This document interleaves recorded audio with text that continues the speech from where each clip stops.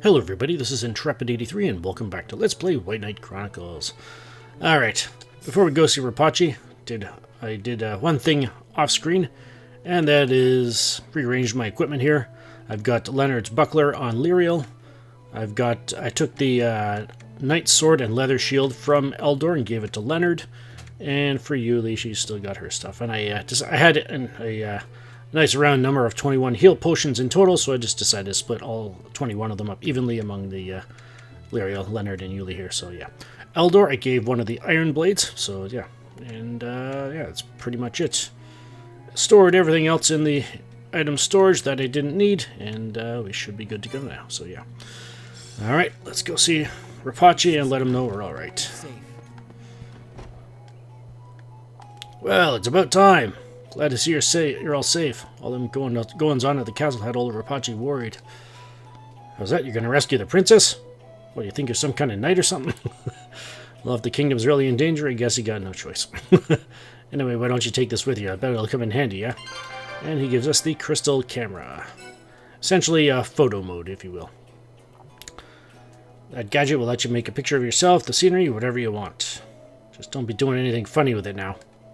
Had me that when I traveled during my younger days. Oh, the things old Rapachi did. Well, you'd have been shocked. Har, har, har.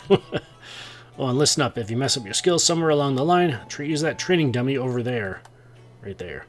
A little sparring session's all you need to reset your skills, so long as you're level 35 or under. So, yeah, as long as you're level 35 or under, and you're not happy with, your current skill set, your current progression, if you will, of your build, you can find a training dummy and use that character to access it that you're not happy with, and you can basically reset all of the skill points. So yeah, it can be very useful. It was especially useful preparing for the LP. So yeah, now get out there and get to rescue it. And yeah, so the crystal camera, like I said, is literally photo mode. But anyways, GeoNet. GeoNet is a place for adventurers to gather online. Right, entries. Yeah, okay, so share them with everyone or create a hometown where you can meet friends and embark on new adventures. You'll need a network connection, PlayStation Network account, and GeoNet license to use GeoNet. So yeah, that is the quote-unquote part of the multiplayer aspect of the game that, unfortunately, as of recording this, is no longer a thing. So yeah, the Papatar Workshop, Rayma's Papatar Workshop, is open. Head to Balandor Southgate and pay him a visit. Be sure to bring money and materials. And yeah, so alright. And yeah, so the to use the crystal camera, just hit select and you can select it like that. So yeah. So yeah, just you can change for the perspective. R3 to do that. You can move out, take a picture of Leonard or whoever's in the lead, if you will, and you press triangle and you can take a picture. Or no, that's to view the picture. Sorry. Take a picture is R1. So yeah. Which is really cool. Unfortunately, when you view them, unless I'm missing something here, I do not believe you can view them in full screen again, unfortunately. So yeah. I was kind of hoping I'd be able to use that as for like thumbnails for this LP, but yeah, unfortunately. Not an issue. Although considering how small, well, the larger thumbnail, you'll be able to see the problem with it, but the smaller ones, probably not so much. But there's a treasure chest here, so let's grab the revival powder, and we're good to go. So yeah, the training dummy here, all you got to do is access it. Retrain or set Leonard's skills, so yeah, I won't bother. All it does is just basically set Leonard back to where he was when we first got him, with all the skills that he had at the very beginning, and just refunds you all the skill points you've collected up to this point. So yeah, and you can choose your adventure, so to speak, or change your skill set. So yeah. All right. Yeah. Let's. There's actually a specific order I want to get the chests around town, so let's go grab them. Well, after what happened yesterday, I can definitely see that would spark some need to pray.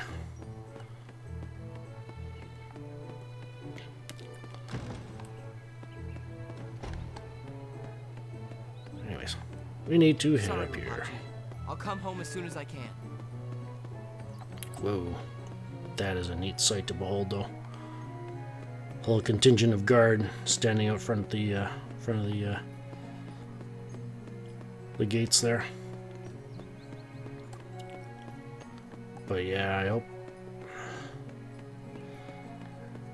the cutscene last night was rather hectic, and I couldn't see for sure at the time if the Magi were actually attacking civilians or not. I feel like they did, but yeah, that's like, ugh. Anyways, hope not too many of them lost their lives, but anyways, yeah. And that chest was a bag of gold dust. Anything like that that you find is straight up for selling for cash, so yeah. Bag of gold dust will get us, I believe, 500 gilder, so yeah. Man. Anyways. Let's head over here.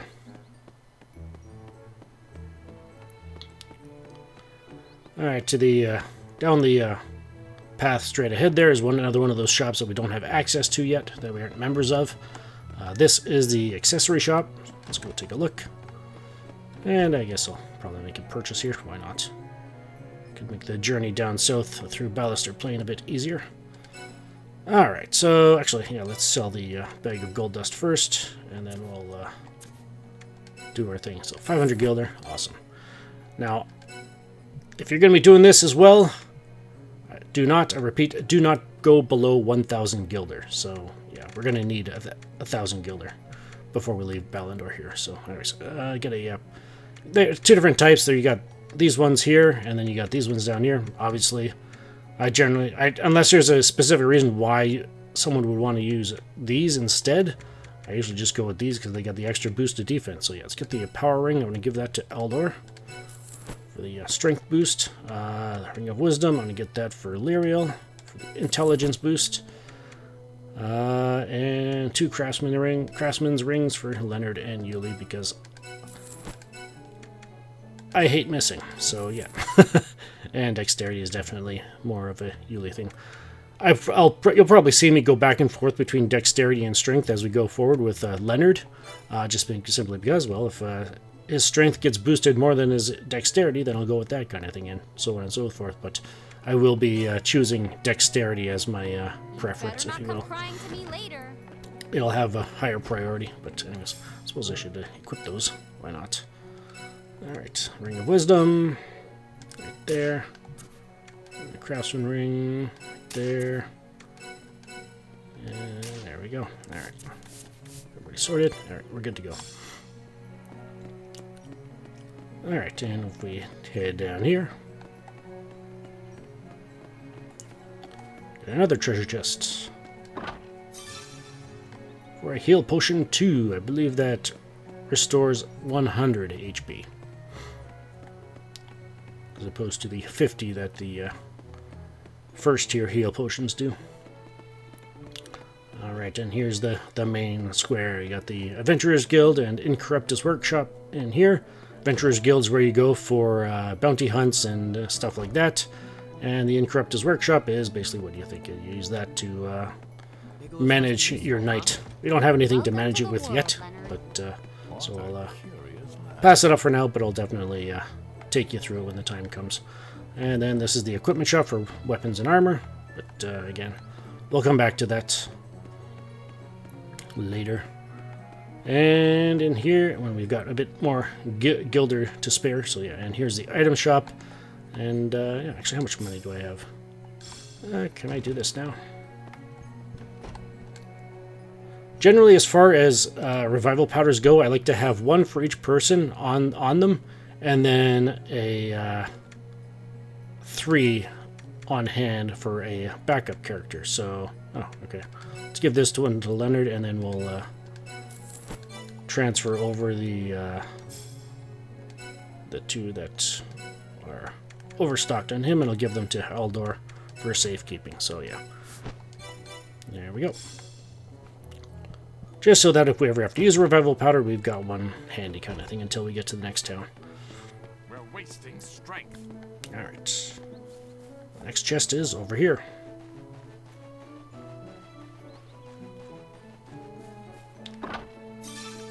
And we get another heal potion.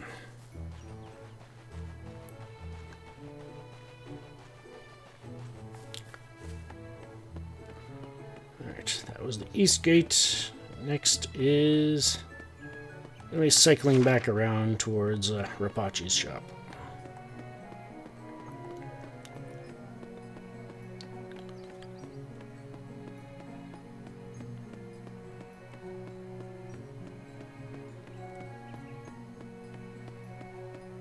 I believe it's in K8. No, it's H10. I'm looking at the wrong one.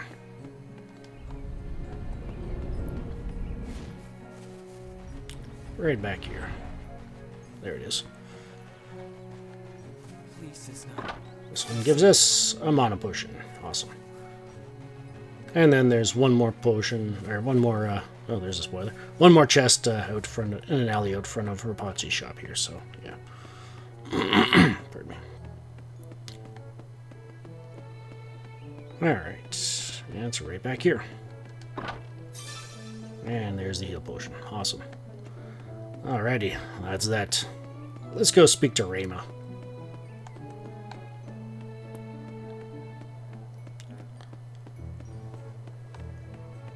See what this Papatar workshop is for.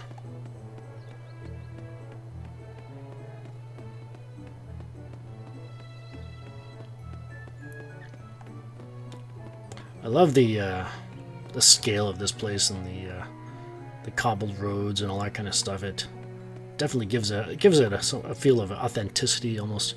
So yeah, here's Rayma. Hey there, friend. Have you ever heard of Georama? Basically, it's a way to build your very own town. You can develop the land, put down buildings, and add personal decorative touches. The works. And all of that breathtaking excitement can be yours if you simply purchase this property deed.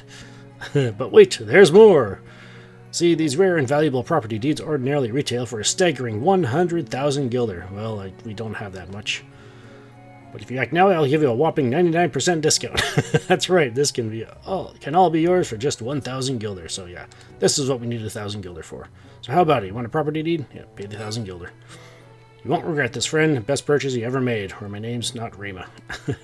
Just don't lose it now. Ho ho, oh ho ho. Anyways, and we got the property deed. And as an extra bonus, I'm going to give you access to our special construction service. Head into Georama and take it for a spin. Find the building of your dreams, and we'll put it up. No questions asked. But the service isn't free. We'll need you to provide the money and materials to handle any jobs you want done. But that's a small price to pay for your very own town, am I right? Now get out there and enjoy some Georama. Create a custom hometown with Georama. With the Georama system, you can create and customize your very own town, place buildings, gather residents, and build a bustling community. Then upload your hometown to GeoNet and show it off to your fellow adventurers. Yeah, so the Georama, we are, in order to complete all 43 of the errands, we will need to build this thing up. So yeah, let's talk to him. Bring him materials and money, and you can create parts with the Papatar workshop here. So you got housing parts, all that kind of stuff.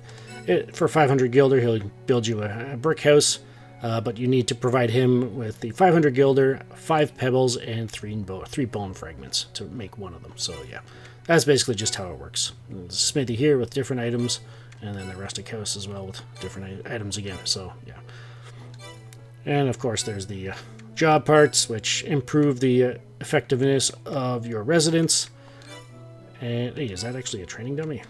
Ooh, magic train. I wonder if you can actually use these. I've never actually tried that, but for the purpose of this LP and for the purpose of, preparing for the LP, I actually never tried that. So yeah, and you got wooden fences, and you got foundation bars where you can actually buy plots of land, literally. So yeah, but anyways, we'll build it up as needed as we progress through the game now.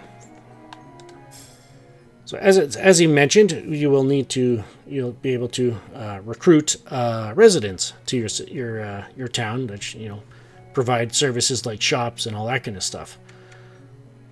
In order to start recruiting, though, we need to actually access the GeoNet, or not the GeoNet itself, but we do need to access our Georama. So let's take a look.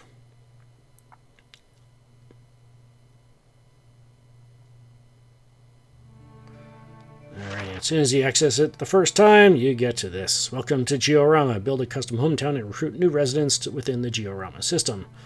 And yeah, I won't be uploading it because multiplayer no longer exists. So yeah. Create parts at a Papatar workshop and recruit residents from towns. Place parts in your diorama. Place residents and housing parts.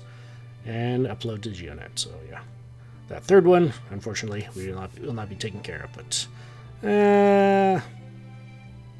I think I'll pass on the tutorial. You only need to... it's pretty basic. Layout. Grab what you want. Place it down. And yeah, in the bottom right, you got the F and the W circles there that are grayed out. F stands for foreman, W stands for worker. So, yeah. And you do that, and then you can... there you got the armory here. I believe it's the... armory is the weapons and armor, and I believe Adventurers Guild as well. I can't remember for sure. Then you got a general store, which is like the item shop. And no, armory is... weapons, equipment, and Incorruptus Workshop. General store is Item Shop and Adventurers Guild, and Binding Post is, well, the thing we do not have access to yet. So that's what those mission-required shops are, Binding Posts. So, yeah. Alright, so and then we don't have anything else, so yeah. And then you got residents. They automatically give us one. Ron, assign to housing. Select where you want to assign them, and there you go. As you can see, each resident has its own stats, its own job class, and its own stats as to what it specializes in. And Ron is part of the farmer job, and it looks like he's a bit of a gardener. So there we go. And then there's also develop property, which is required in order to level up the system, in which it gives you a bigger area to work with.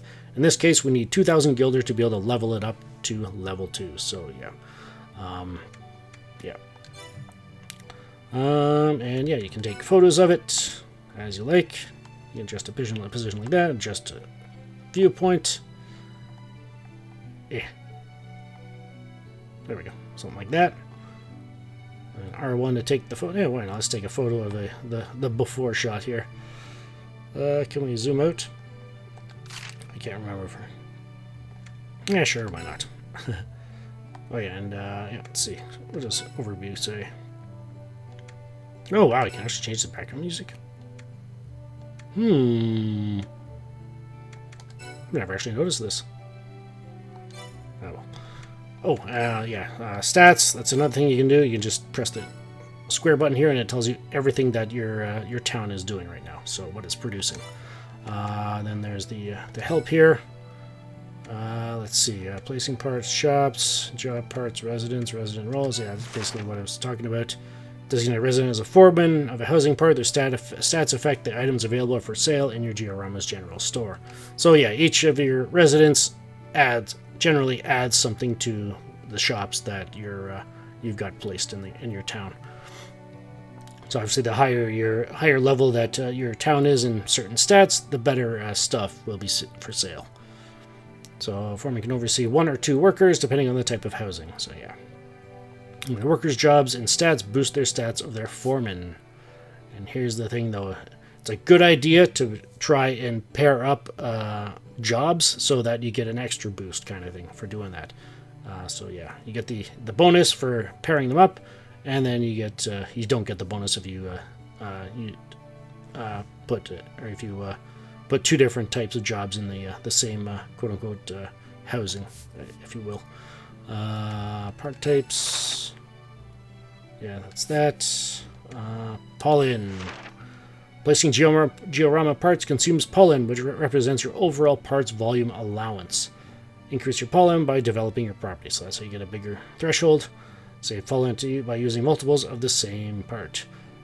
And for the sake of this LP, I will actually be avoiding using multiples simply because it's going to require a lot of money to build this thing up to where we need it to be, and even that in order to do what I would probably say are probably one of the last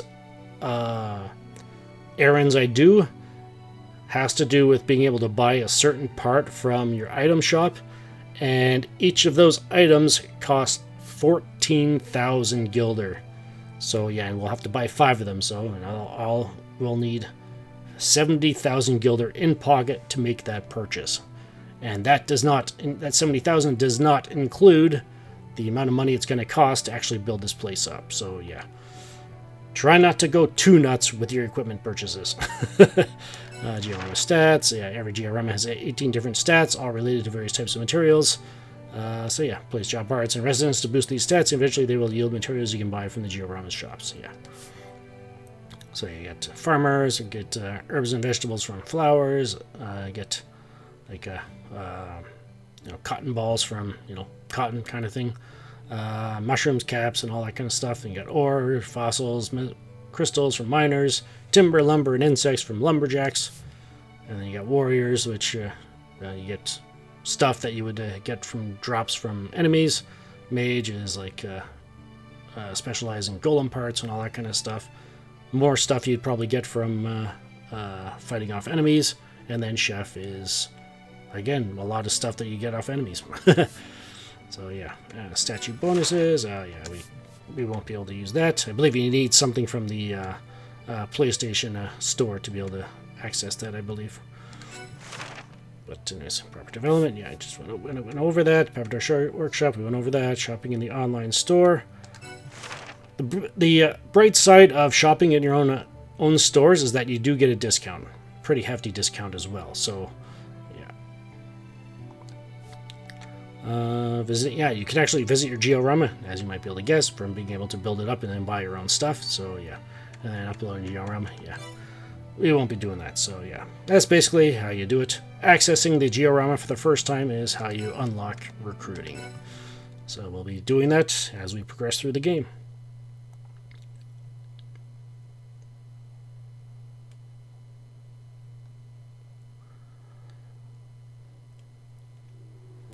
Alright, so just going to take a moment here to make sure everybody's command sets are all set up properly before we head out, and I'll be back when I'm done.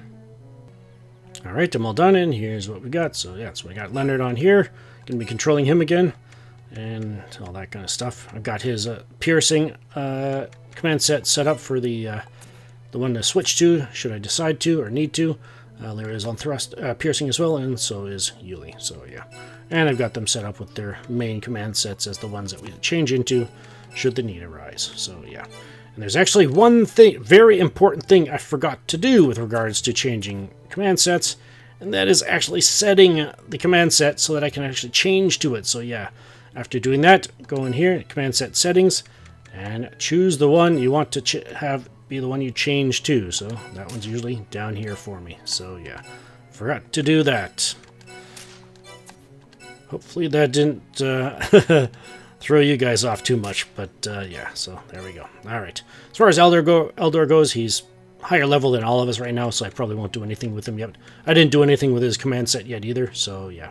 The only thing I changed with him was giving him the iron blade there, so yeah. Oh yeah, and the accessory, but yeah, I'll take care of that when the time comes, because it is time to continue our treasure hunt. So let's head out to Balastor Plain, and let's start exploring it.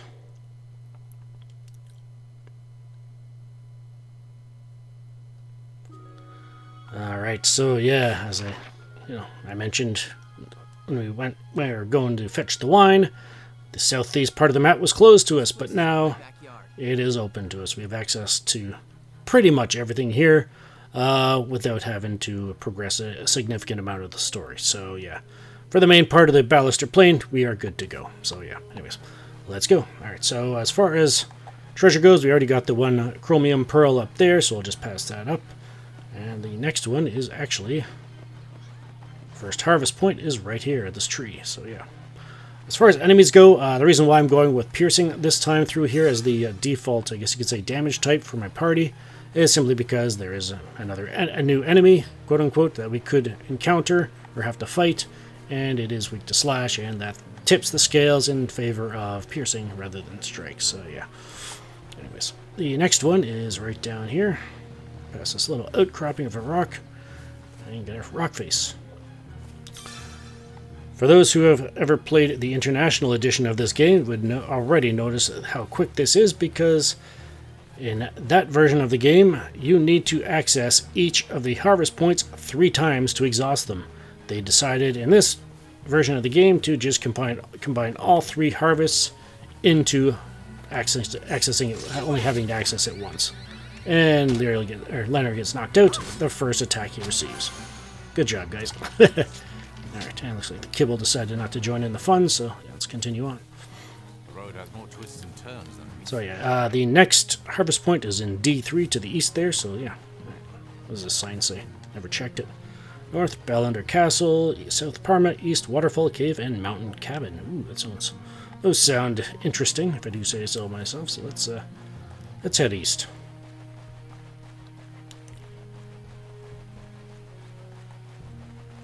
So I believe it's the tree right in front of us that we gotta harvest. And there we go. One thing you're going to notice about these harvest points as well, that not all of them glitter like this. Which definitely explains why there was actually one harvest point I discovered while preparing for this LP that I did not originally find in my original LP of the International Edition. So yeah. And I've got the fully charged action chip gauge there, so I decided to use a combo there. So yeah. Just to have a little bit of fun with it. Yeah, combos aren't just for the biggies, you know. So yeah. Oh boy, looks like we got a fork in the road here. Something about the plane just puts me at ease. What does this say? North Waterfall Cave, East Mountain Cabin, West Balandor Castle. Let's go. Let's head north. Because there are some places up here, and there is a save point up there as well. So yeah. Alright, let's head north.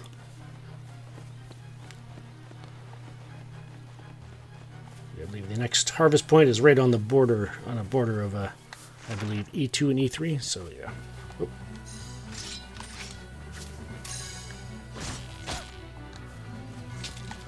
Yeah, the upgraded weapon for Leonard, courtesy of Eldor, is definitely a welcome sight. Let's head up here.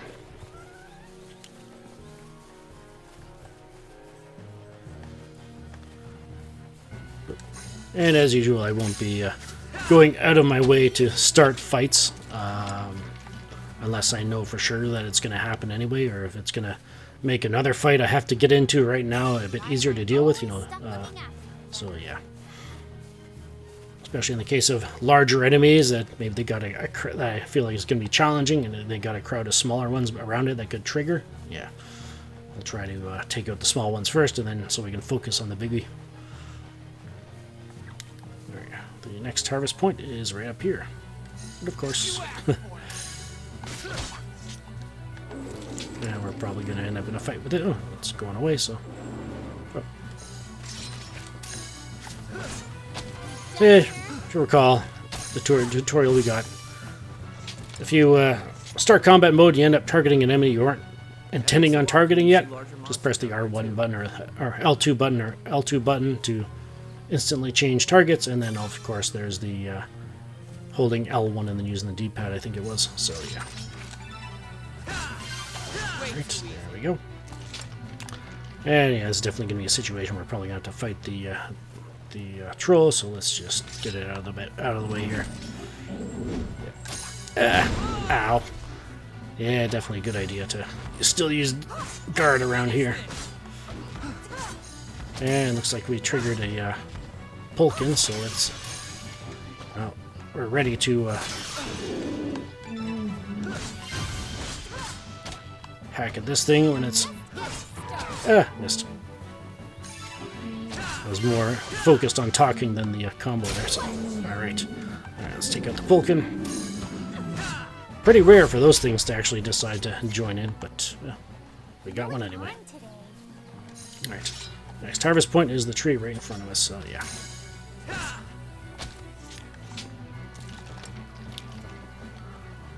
And there we go. Keep an eye out for trolls. Yeah. Alright, so we haven't seen one of the new enemies yet, at least I haven't noticed it on the screen or anything like that. You might have seen it here and there if we pass by one. But yeah, this is the mountain cave. Let's see if there's anything we can do here. Must be locked. Darn. Alright, so here's a logic stone. I'll be actually going to call it quits here. This place is rather large. I will not be saving here because it will respawn all of the enemies here. So yeah, I'll just have to keep recording the next episode as well. But for this episode, I'm going to leave it off here. And to compensate, if you want to keep going, which, you know, if you're following along, chances are I dragged you out here and I'm saying I'm not saving and you got to wait for the next video. Yeah, I'm not going to leave you out to dry. I'm actually going to post the full list of harvest points in Balastor Plain in the video description. And I'm actually going to post list them in the order I plan on going after them. I'll see if I can note where I've left off, or maybe I won't include the ones that we've already collected. But yeah, I'm posting them in the order that I'm going to be collecting them for this, because I'm saying that because you may see some duplicate coordinates kind of thing here and there. It's just I guess you could say a guide for not just you but for me as well, in which order to get them and the paths I want to take kind of thing. So yeah, path of least resistance, I guess you could say, to get to them. And yeah, so I'll have that posted in the video description so you can keep going. And yeah, so yeah, because I believe there is one save point down near Parma in the southeast part of Balastor Plain that sometimes you can get away with saving that, but again, I'm gonna, other than the one we used beneath the Balandor Castle, I probably won't be relying on that. I'll just be going until I get to a save point where I know I'm safe kind of thing to use it. So yeah, but in any case, this video's gone on long enough. Next episode, we'll finish up harvesting in Balastor Plain, hopefully. And well, the reason why I went a little, I started it in this video is to help alleviate some of the congestion of what the next episode could have been. So yeah, I'll have the harvest points listed in the video description, and I'll go after them myself next time. This is Intrepid83 signing off.